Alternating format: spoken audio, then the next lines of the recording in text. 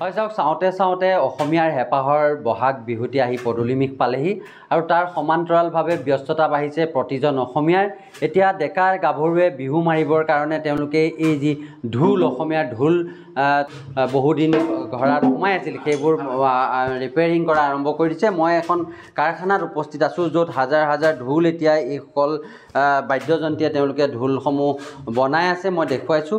মই বৰ্তমান ডিমৌৰ জ্যোতিনগৰত উপস্থিত আছোঁ আৰু জ্যোতিনগৰত এখন বাদ্যযন্ত্ৰীৰ দোকান। বিশেষকৈ তেওঁলোকে ইয়াতে ঢোলৰ যি ঢোল বনায়, ঢোলৰ চাৱনি কৰে আৰু পিতা পুত্ৰ দুয়োজনে মিলি তেওঁলোকৰ দুখন ইয়াৰ আউটলেট আছে আৰু তেওঁলোকে এই কেৱল মাত্ৰ ঢোল তেওঁলোকে বনাই আহিছে। মই কেমেৰা সহযোগী সেই দুজন পিতা পুত্ৰক দেখুৱাবলৈ অনুৰোধ জনাইছোঁ। তেওঁলোকে বিহুটো বহুত পাৰ্গত আৰু তেওঁলোকে কেৱল মাত্ৰ এই খুব কম সংখ্যক অসমীয়া মানুহে এতিয়া এই বাদ্যযন্ত্ৰীৰ লগত জড়িত হৈ আছে।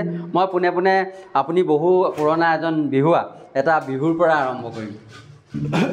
ধন্যবাদ। এই বিহুটি নামেৰে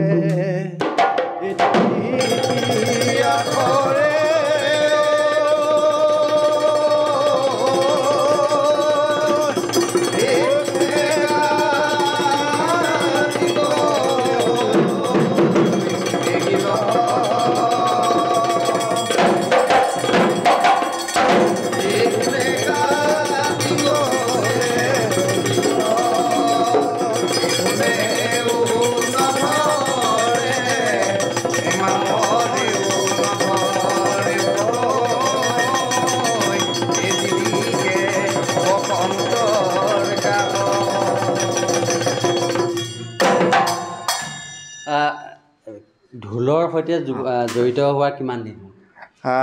নমস্কাৰ।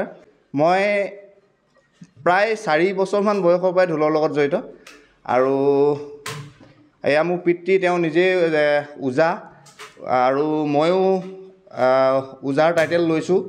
মই 2000 মোৰ ঠিক চনটো মনত নাই, 4 বা 5 চনমান হৈছিলে। তেতিয়াই অসম ভিত্তিত ওজাঢুলীয়া শিল্পী সন্মিলন ডিমৌত হৈছিলে আৰু সেই সন্মিলনতেই মই সেই 2005 মানেই আছিলে চাগে, 7 চন আছিলে। সেই তেতিয়াই মই দ্বিতীয় অসম শ্ৰেষ্ঠ হৈছিলোঁ আৰু তাৰ পৰা মই ইণ্ডিভিজুৱেল প্ৰগ্ৰেম কৰাৰ বাদ দিছিলোঁ। আৰু এতিয়া আপোনাৰ ইয়াত ঢোলৰ কেনেকুৱা, গ্ৰাহক কেনেকুৱা? গ্ৰাহকৰ আমাৰ খুব ভাল এটা আমি ৰেছপন্স পাইছোঁ। আমাৰ আচলতে বহুত বেছিদিনীয়া হোৱা নাই, আমি প্ৰায় 3.5 বছৰ বা 4 বছৰমান হৈছে এই ব্যৱসায়টোৰ লগত জড়িত। আৰু মই এটা কথা আপোনালোকক ক'ব বিচাৰোঁ যে আজি আমি শদিয়াৰ পৰা যদি ধুবুৰীলৈকে আমি এই ঢোলৰ বা অন্য বাদ্যযন্ত্ৰৰ ব্যৱসায়ত যদি আমি চাওঁ, তেতিয়াহ'লে আমি খুব নগণ্য অসমীয়া মানুহে এই ব্যৱসায়ৰ লগত জড়িত। আৰু অসমবাসীক আচলতে আমি এই এপাহতে এটা কথা জনাব বিচাৰিছোঁ যে নিজৰ সংস্কৃতি, কৃষ্টি সংস্কৃতিটো আমি নিজে ধৰি ৰাখিব লাগিব।